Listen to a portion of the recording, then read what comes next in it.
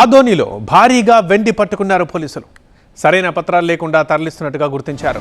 33 లక్షల విలువైన 13.5 కిలోల వెండి బిస్కెట్లని సీజ్ చేశారు. ఇద్దరిని అదుపులోకి తీసుకున్నారు. కర్నూలు ఆదోన్లో జరిగింది ఇది. భారీగా వెండిని పట్టుకున్నారు.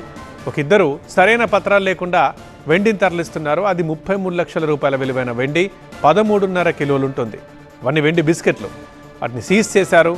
సరైన పత్రాలు లేని కారణంగా ఇద్దరిని అదుపులోకి తీసుకున్నారు పోలీసులు.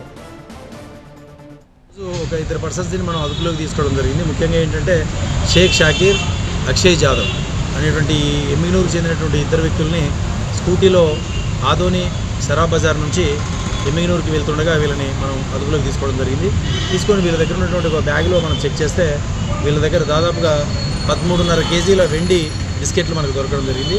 వీటిని దాదాపుగా మనం విలువ కడితే దగ్గర 33 లక్షల రూపాయలు విలువ చేసేటువంటి వస్తువులు ఇవి ఎటువంటి బిల్స్ లేకుండా జిఎస్టీ ట్యాక్స్ కట్టకుండా వీటిని తీసుకెళ్తున్నట్టుగా మనకు సమాచారం.